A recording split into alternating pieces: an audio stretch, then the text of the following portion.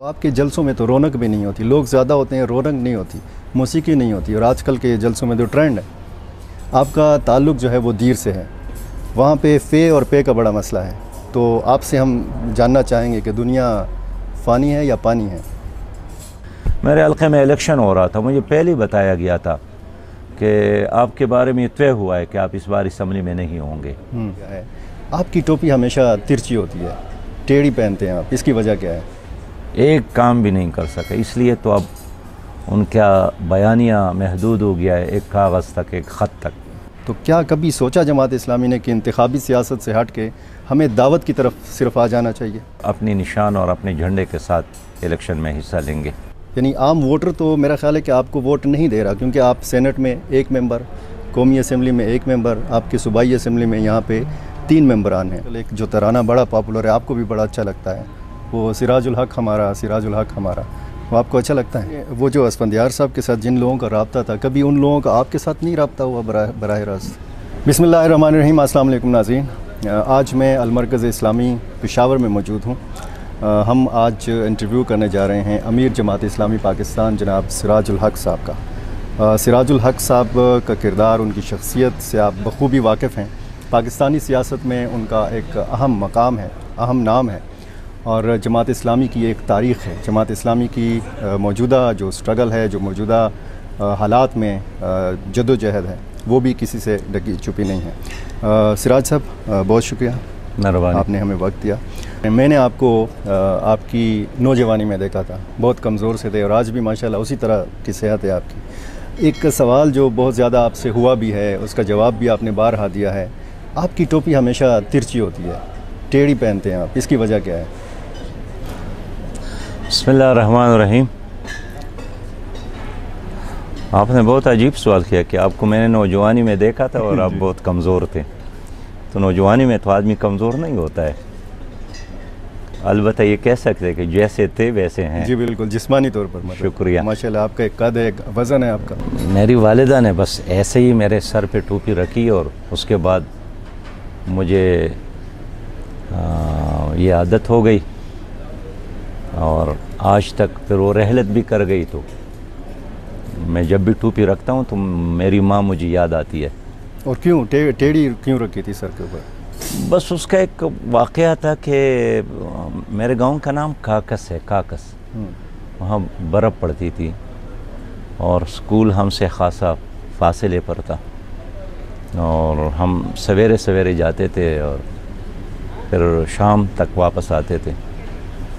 तो उस दिन बर्फ़ भी हुई थी और मेरे जूते भी नहीं थे, तो मैंने बिल्कुल इनकार किया स्कूल जाने से, और माँ से मैंने कहा कि जब तक मेरे लिए जूते ना हो मैं नहीं जाऊँगा। तो उसने बस गले से लगाया, फिर मेरी टोपी उठाकर मेरे सर पर ऐसी रख दी, टीढ़ी रख दी, और मुझे कहा कि आप जाओ, लोग आपके पाँव की तरफ नहीं देखेंगे, आपके सर की तरफ देखेंगे। और मैंने मज़ीद कुछ नहीं सोचा, बस मैं स्कूल चल पड़ा। और वाकई उस्ताद आए तो वो भी मेरे टोपी की तरफ देख रहे थे, और बच्चों ने भी मेरे जो हम उम्र थे टोपी की तरफ। बस वो दिन और आज का दिन कि मैं ऐसी ही टोपी रखता हूँ। और वो कौन सा लम्हा था जब आप जमात इस्लामी से मुतासिर हुए थे? ये तो मैं 8वीं क्लास में था कि इम्तिहान के हाल से मैं निकला, तो कुछ लड़कों ने पकड़ कर मुझे जमीयत के इज्तिमा में ले गए। तो इधर पेशावर के एक नौजवान थे, इंजीनियर बशीर, यूनिवर्सिटी में पढ़ते थे, उन दिनों इस्लामी जमीयत तलबा के नाज़िम थे। वो आए थे, उन्होंने वैसी बात की कि जिस तरह अभी आप इम्तिहान हाल में थे और उस्ताद ने ऐलान किया कि stop writing, the time is over, तो इसी तरह ये दुनिया एक इम्तिहान हाल है, और एक वक़्त ऐलान होगा कि stop writing, the time is over, तो फिर आपका पर्चा आपसे लिया जाएगा और फिर क़यामत में नतीजा निकलेगा। जिस तरह इस आरज़ी इम्तिहान का नतीजा 3 महीने बाद निकलता है, तो इसका नतीजा भी उधर निकलेगा।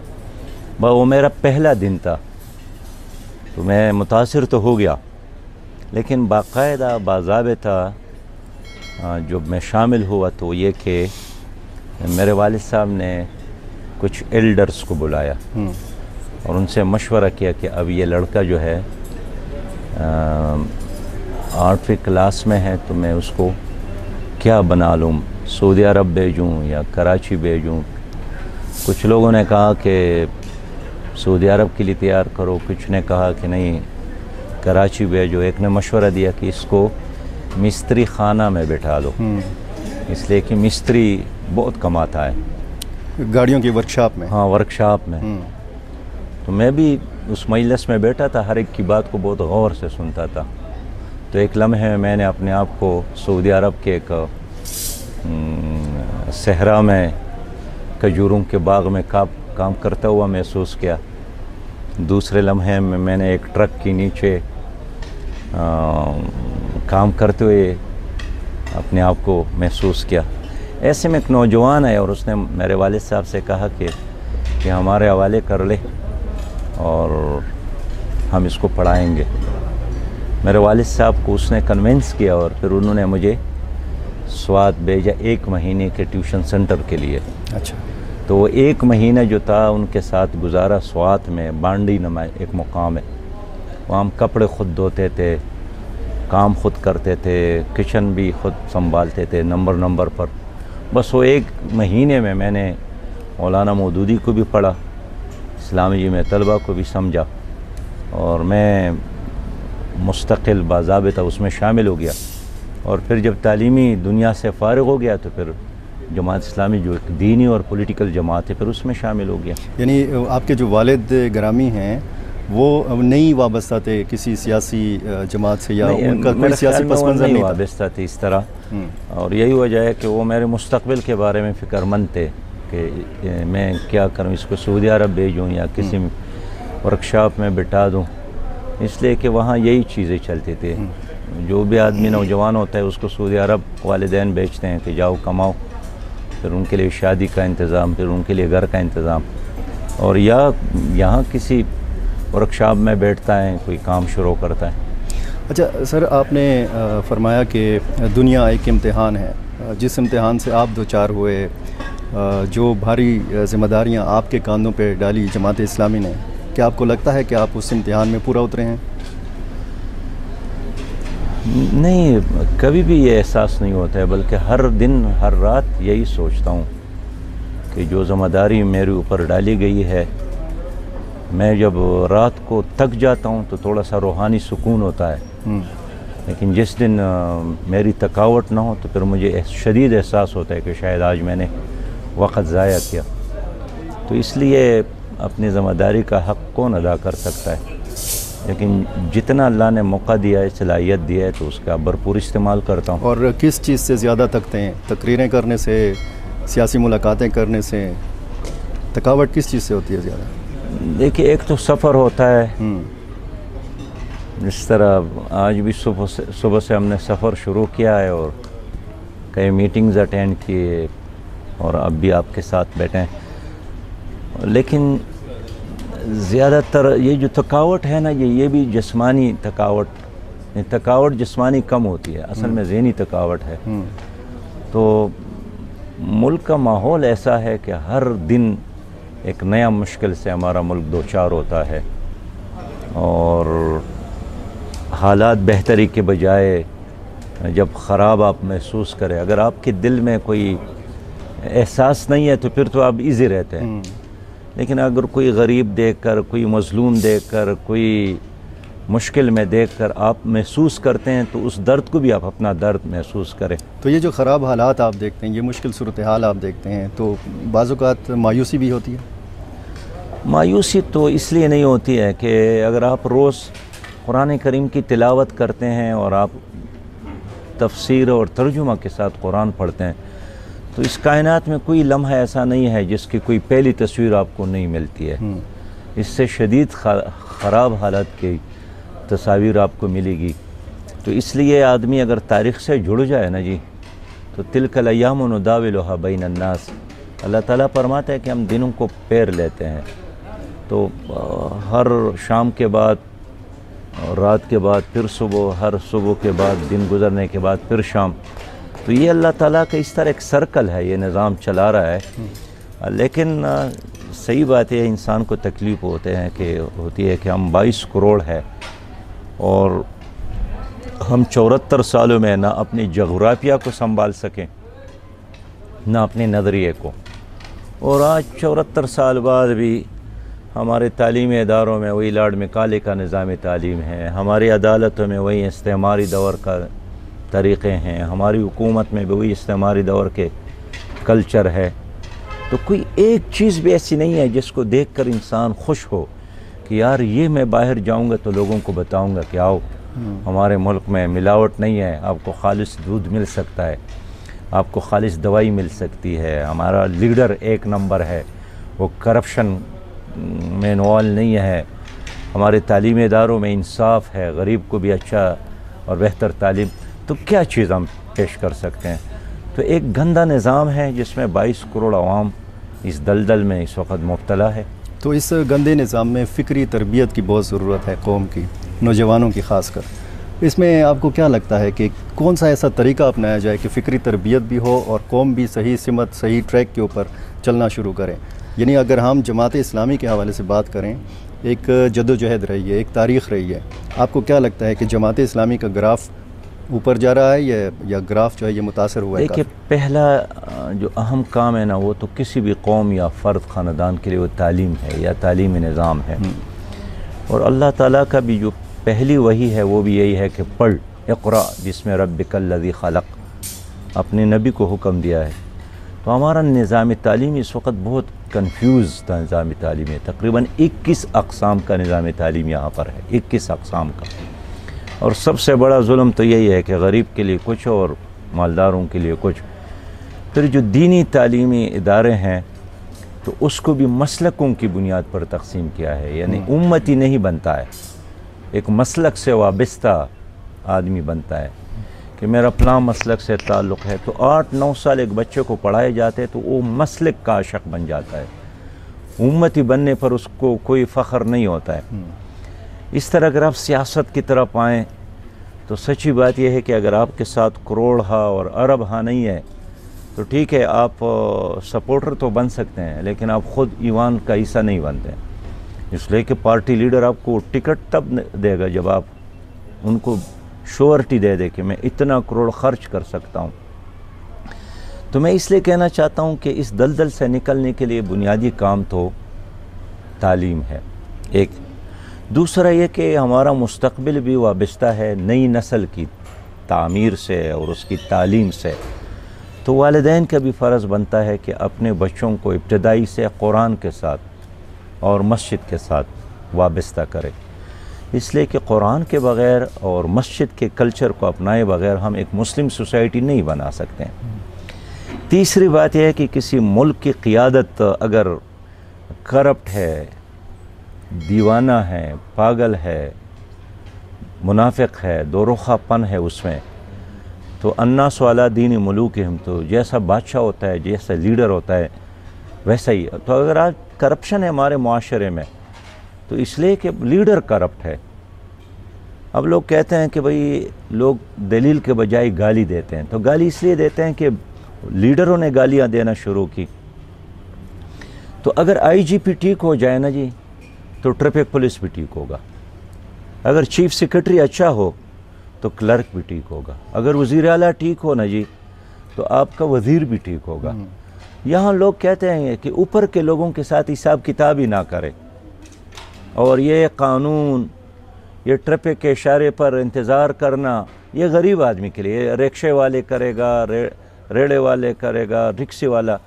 लेकिन अगर आप वीआईपी है और कोई झंडा भी आपकी गाड़ी पर, जबकि इस्लामी कल्चर यही है कि सबसे पहले जो बड़ा होता है वो ख़ुद कानून पे अमल करता है। हमें याद है कि इमाम अबू हनीफ़ा के पास कोई ख़ातून आई, उसने अपने बच्चे को पेश किया कि इसको नसीहत करे, गुड़ ज़्यादा खाता है। उसने उनको कहा कि आप कल आ जाए, तो कल फिर आई अपने बच्चे को गोद में लेकर, तो उसने उनको यही कहा कि बच्चे ज़्यादा गुड़ न खाओ। तो औरत ने कहा कि ये बात आप कल बता देते, मुझे इतना दूर से आना पड़ा। उन्होंने कहा कि नहीं, कल मैंने ख़ुद गुड़ खाया था, तो जो काम मैंने ख़ुद किया था मैं क्यों इसको कह सकता था कि आप गुड़ न खाएं।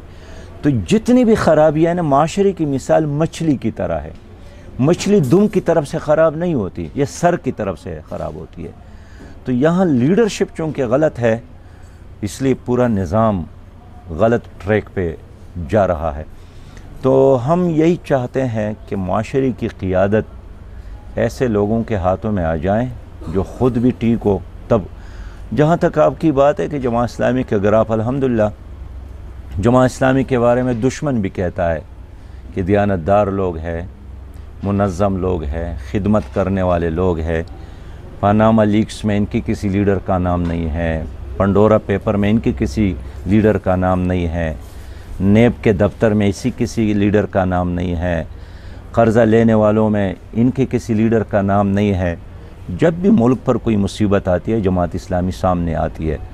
अभी इस लम्हे में बता दूं कि 20,000 से ज़्यादा यतीमों की परवरिश जमात इस्लामी कर रही आगोश के नाम से, और बेहतरीन क़ियामगाह, बेहतरीन तालीमी इदारे, और बच्चों को गली और स्ट्रीट से उठाकर पढ़ाया उनको, उनमें इंजीनियर बन गए, उनमें डॉक्टर बन गए।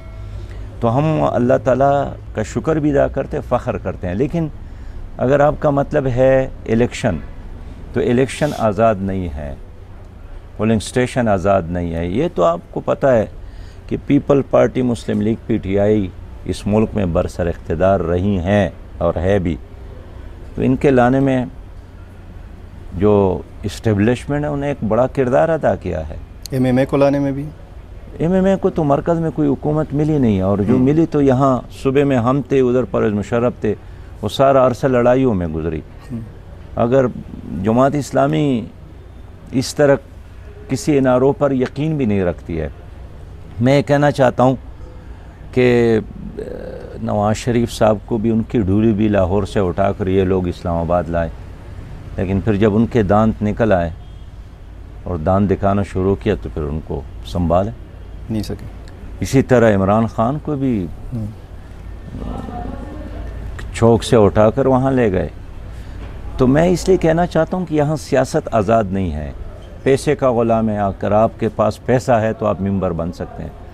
अगर आपका ताल्लुक़ किसी land mafia, drug mafia, petrol mafia, diesel mafia के साथ है तो भी आप बन सकते हैं। अगर आपका ताल्लुक़ किसी ठेकेदार के साथ है तो भी आप बन सकते हैं। जबकि जमात इस्लामी मेरिट पे टिकट देती है, जमहूरी जमात है, लेकिन इंशाअल्लाह शऊर आम हो रहा है, तालीम आम हो रहा है, एक वक्त ज़रूर आएगा ऐसा। और आपने जो खिदमात गिनवाई हैं, ये सारी चीज़ें ऐसी हैं कि जो नज़र आती हैं। आपने निज़ाम की ख़राबी की भी बात की, पैसे का इस्तेमाल जो होता है पाकिस्तानी सियासत में उसका भी जिक्र किया। ये सारी चीज़ें आम वोटर को कैसे समझाया जाए? यानी आम वोटर तो मेरा ख़्याल है कि आपको वोट नहीं दे रहा, क्योंकि आप सेनेट में 1 मेंबर, कौमी असम्बली में 1 मेंबर, आपकी सूबाई असम्बली में यहाँ पे 3 मेंबरान हैं। तो एक तरफ आप कहते हैं जमात इस्लामी का ग्राफ ऊपर उठ रहा है, लोगों में शऊर बढ़ रहा है, आम वोटर आपकी तरफ मुतवज्जह क्यों नहीं होता? देखिए, जमात इस्लामी एक दीनी जमात है। यानी अगर आप समझते हैं कि आपका असम्बली में मेंबरान कम है, लेकिन जब मैं मस्जिद माबद खान जाता हूँ, जब मंसूरा की जामे मस्जिद में जाता हूँ, और नौजवानों की बड़ी तादाद में एहतिकाफ में बैठ कर देखता हूँ कि बड़ी तादाद में नौजवान एहतिकाफ में, मैं समझता हूँ ये मेरी कामयाबी है। इसलिए कि अगर मेरी नई नस्ल दीन से वाबस्ता हो रहा है, जमात इस्लामी एक नज़रियाती जमात है, ये उसकी कामयाबी है।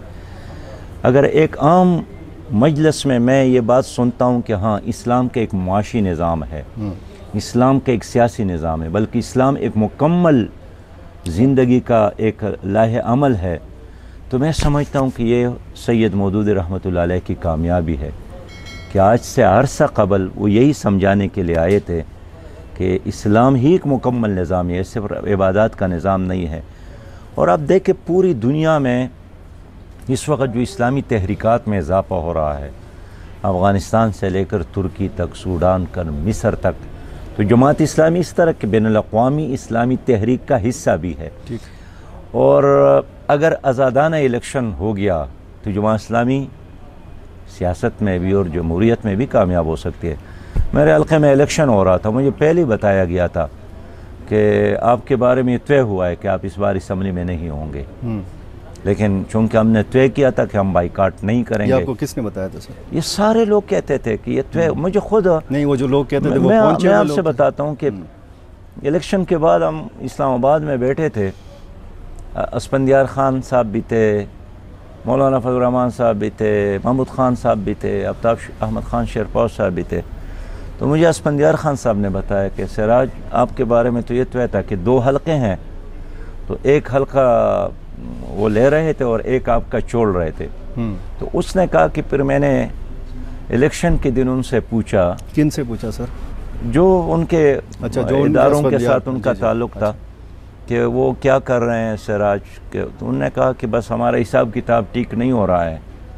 तो अच्छा, उसने कहा था कि मुझे, तो वो लोग जो अस्पंदियार खान ने कहा कि मुझे ज़ोहर को फ़ोन आया कि खान मुबारक हो, आप कामयाब हो रहे हैं। लेकिन शाम को फिर बताया कि नहीं, ये आप माइंड ना करें, आप कामयाब नहीं। उन्होंने कहा कि यही आपके बारे में बताया था कि पहले मरहले में आपकी सीट के बारे में तो था कि ये नहीं ले रहे हैं, लेकिन बाद में तो ये तो बाद में पीटीआई वालों ने कहा कि हम कामयाब हो गए। कामयाब नहीं हुए थे, कामयाब किए गए, कराया गया। सैकड़ों उनके लिए, यानी इस तरह प्रोपेगंडे के बड़े बड़े वो चलाए गए सिलसिले। सर आपने वो जो अस्पंदियार साहब के साथ जिन लोगों का राब्ता था, कभी उन लोगों का आपके साथ नहीं राब्ता हुआ बराह रास्त? मैं उनकी बात करता हूँ। अच्छा। नहीं, उन्होंने चूँकि मजलिस में बात की थी तो उन्होंने इसके बाद मुझे याद है उस मजलिस में मियाँ साहब ने तजवीज़ दी, मियाँ इफ्तिखार साहब हमारे कॉलेज में यूनिवर्सिटी में सीनियर रहे थे, कि हम सारे इधर प्रेस क्लब पेशावर आएँ और 5 मिनट खामोशी के साथ बैठ जाएँ। महमूद खान भी हो, आफ्ताब अहमद खान शेरपाव साहब भी हो, अस्पंदियार साहब भी हो, मौलाना फजल रहमान साहब भी हो, आप भी हो। उनकी तजवीज़ थी कि हम तकरीर भी नहीं करेंगे, बस वैसे 5 मिनट बैठेंगे आराम के साथ। लेकिन फिर हमने यही सोचा कि इससे एक ऐसी आग लगेगी इस मुल्क में कौम परस्ती का, इलाका परस्ती का, कि जिसको फिर हम ख़ुद चाहेंगे तो नहीं बुझाएंगे। इसलिए कि इस पाकिस्तान के साथ हमारी मोहब्बत है, पाकिस्तान हमारा घर है। ये कुछ लोगों की गलती की वजह से हम मुल्क को ख़राब नहीं करना चाहते। हमने वो ज़हर का घूंट पी लिया, वो लम्हा हमने बर्दाश्त किया। अब हम चाहते हैं कि अल्लाह करे कि हमारा जो निज़ाम है, इलेक्शन कमीशन न्यूट्रल हो जाए, अदालत उज़्मा न्यूट्रल हो जाए, इस्टेब्लिशमेंट न्यूट्रल हो जाए और आवाम को अपने फ़ैसले ख़ुद करने दे। सर उम्मीद है हम ठीक तरफ जाएंगे। आप फरमाते रहे हैं कि इस्टेब्लिशमेंट जो है वो किसी एक सियासी जमात की ना हो, वो सब की हो, ये फरमाते रहे हैं आप। ये नहीं मुनासिब होगा ये कहना कि इस्टेब्लिशमेंट किसी की भी ना हो, बिल्कुल मुदाखलत ही ना करे सियासी मामलात में। भाई मैं तो यही कहता हूँ कि न्यूट्रल बन जाए। एक काजी को भी न्यूट्रल होना चाहिए, इलेक्शन कमीशन को भी न्यूट्रल होना चाहिए, इनको भी न्यूट्रल होना चाहिए। इसलिए कि इससे अब तक तो कोई नतीजा बरामद नहीं हुआ। सिराज साहब, जब कोई नतीजा भी नहीं बरामद हो रहा और निज़ाम भी ठीक नहीं हो रहा, जिन लोगों को आप कह रहे हैं कि न्यूट्रल हो जाएं, वो न्यूट्रल भी नहीं हो रहे, तो फिर मौलाना मौदूदी साहब का वो जो एक दावती निज़ाम था कि एक जमात इस्लामी को एक दावत की तंजीम होना चाहिए, तो क्या कभी सोचा जमात इस्लामी ने कि इंतखाबी सियासत से हट के हमें दावत की तरफ सिर्फ आ जाना चाहिए? जमात इस्लामी का तो सारा निज़ाम ही दावत का है। हम लिटरेचर को तकसीम करते हैं, हमारे जो फ़हम कुरान क्लासेस होते हैं जिसमें 15,000 20,000 तक लोग आते हैं, ये दावत का काम है।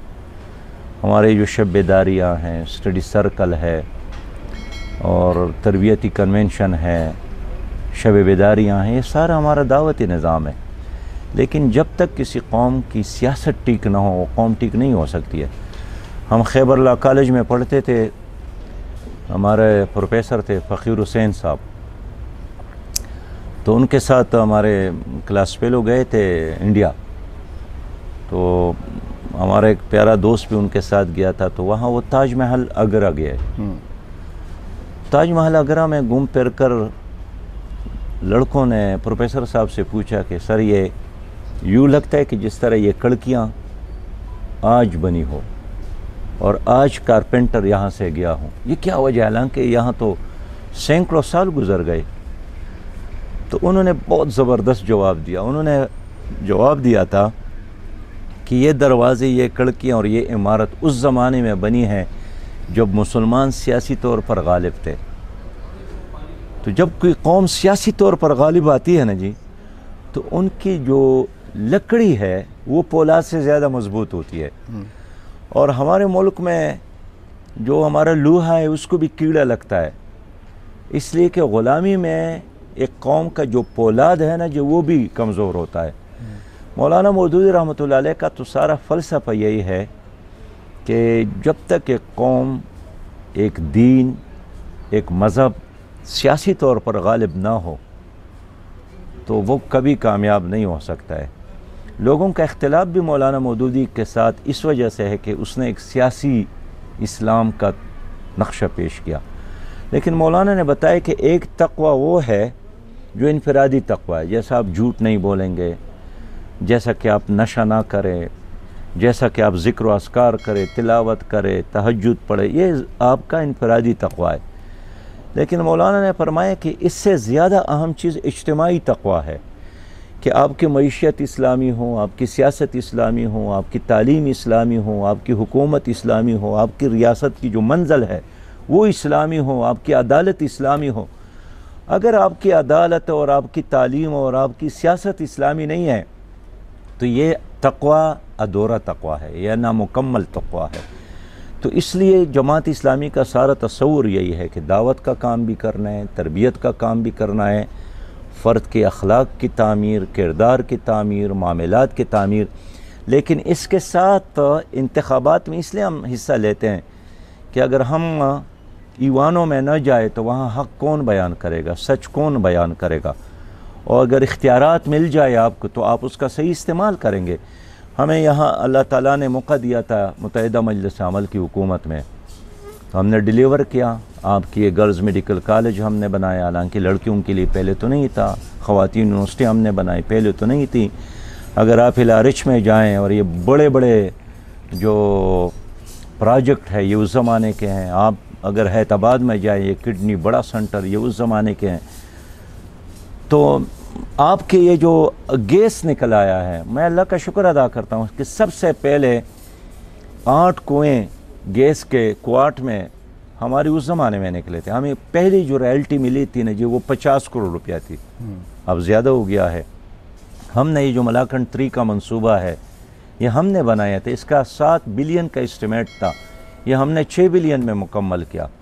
तो इख्तियारात के बग़ैर अगर काम होता तो हुज़ूर सल्लल्लाहु अलैहि वसल्लम मक्का से फिर मदीना हिजरत ना करते। एक इस्लामी हुकूमत कायम की, पहला खलीफा, दूसरा खलीफा, तीसरा खलीफा, फिर चौथा खलीफा, फिर 5वां खलीफा उमर बिन अब्दुल अज़ीज़, जिनका हम मिसाली पेश करते हैं। तो मिसाली इसलिए पेश करते हैं कि वो गवर्नर बने, वो खलीफा बने, वो जर्नेल बने, वो काजी बने, उन्होंने एक निज़ाम चलाया और आज तक वो आइडियल है हमारे लिए। तो ये इख्तियार दोबारा वापस लेने के लिए ज़रूरी नहीं है कि दीनी जमातों का एक बार फिर इत्तेहाद हो? देखिए, जमात इस्लामी तो वैसे भी दीनी जमातों का एक इत्तेहाद ही है, इसलिए कि हमारे जमात में हर मसलक के लोग हैं। हम कोई एक मसलक नहीं है। इसमें आपको देवबंदी भी मिलेगा, बरेलवी भी मिलेगा, अहले हदीस भी मिलेगा, बाकी भी बहुत सारे। इसलिए हम तो किसी एक रंग के नहीं है। नाम तो एक है ना, जमात इस्लामी, नाम जमात इस्लामी है ना। इसलिए मैं कहना चाहता हूँ कि इसमें आपकी यूनिवर्सिटी का तालिब इल्म भी मिलेगा, जदीद तालीम याफ्ता भी, उलमा भी मिलेंगे, शयूख भी मिलेंगे, तो हर तरह के लोग। तो सर ये बाकी जो आपका मतलब अगर वो है ना जी कि सियासी जो मजहबी जमातें हैं उनका इत्तेहाद हमने बनाया था, लेकिन वो चला नहीं, इसलिए कि आपके साथ जो एक इनकलाबी एजेंडा है उसमें आप तभी उस पर अमल कर सकते हैं जब स्टीयरिंग आपके हाथ में, इख्तियार आपके हाथ में। अगर इख्तियार आपके हाथ में नहीं है तो आप तजावीज़ देते रहेंगे, उस पर अमल नहीं होता है। तो मैं कहना चाहता हूँ कि हमारा किसी दीनी मजहबी जमात के साथ लड़ाई नहीं है। हम सब का एहतराम करते हैं, हम सब के पास आते जाते हैं, कभी भी अखबार में, जलसे में मजाक नहीं उड़ाते और इल्ज़ामात नहीं लगाते हैं, बुरी बात नहीं करते हैं, एक अच्छा लिहाज़ सबके साथ है। लेकिन तय यही क्या है कि हम अपने मंशूर और अपनी निशान और अपने झंडे के साथ इलेक्शन में हिस्सा लेंगे। ठीक। और पीडीएम का आप हिस्सा नहीं थे, लेकिन ये जो हुआ, हुकूमत तब्दील हुई और इसके बाद कुछ ख़बरें ऐसी आई कि आपका और जमात तहरीक इंसाफ की क़यादत का आपस में कोई राब्ता हुआ है या राब्ता करने की या मुलाकातें करने की कोशिशें हुई हैं। तो आइंदा आने वाले इंतखाबात में हम ये कह सकते हैं, इस इम्कान का इजहार किया जा सकता है कि जमात इस्लामी और तहरीक इंसाफ की सीट एडजस्टमेंट हो सकती है, इंतखाबी इत्तेहाद हो सकता है। देखिए पीटीआई को तो भी हमने देखा ना, आपने भी देखा, पूरी कौम ने देखा और पूरी तरह हुकूमत की, कोई मुश्किल भी उनके सामने नहीं था। पीडीएम का नाम आप ले रहे हैं, पीडीएम ने उनका साथ दिया, पीपल्स पार्टी ने उनका साथ दिया, इस्टेब्लिशमेंट ने उनका साथ दिया, अदालतों ने उनका साथ दिया, नेब, FIA, सारे इदारे उनके साथ थे। लेकिन सच्ची बात यही है कि कुछ नहीं कर सकी, एक काम भी नहीं कर सके। इसलिए तो अब उनका बयानिया महदूद हो गया है, एक कागज़ तक, एक ख़त तक। इसलिए कि बताने, दिखाने, बयान करने के लिए कोई और काम नहीं है। अगर होता तो ज़रूर। पीडीएम को भी हमने एक बार नहीं बार बार देखा है और इस वक्त भी पीडीएम की हुकूमत तो है ना जी, वो क्या कर रही है। जहाँ पीटीआई का वज़ीर ख़जाना शौकत तरीन और असद उमर साहब और हमाद साहब और हफीज़ शेख साहब सजदरेज़ थे, उसी IMF के चौकट पर अभी जनाब मफ्ताह इस्माइल साहब सजदरेज़ है। उर्दू का शेर है कि मीर क्या सादा है बीमार हुई जिसके सबब, उसी अतवार के लोंडे से दवा लेता है। ये 22वां प्रोग्राम है IMF का, पहला प्रोग्राम नहीं है। हर हुकूमत ने अपनी आवाम को यही धोखा दिया कि भाई ये कर्ज़ा ले रहे हैं, वो कर्ज़ लेकर अल्लू तलल्लू पर ख़र्च होते हैं, ऐश इशरत पे ख़र्च होते हैं।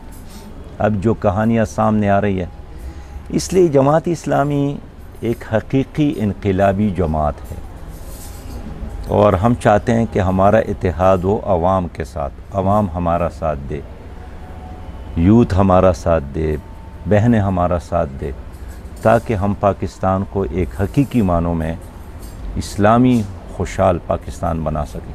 तो आपके जलसों में तो रौनक भी नहीं होती, लोग ज़्यादा होते हैं, रौनक नहीं होती, मौसीकी नहीं होती। और आजकल के जलसों में तो ट्रेंड है नहीं, अब मौसीकी के बग़ैर लोग आते हैं।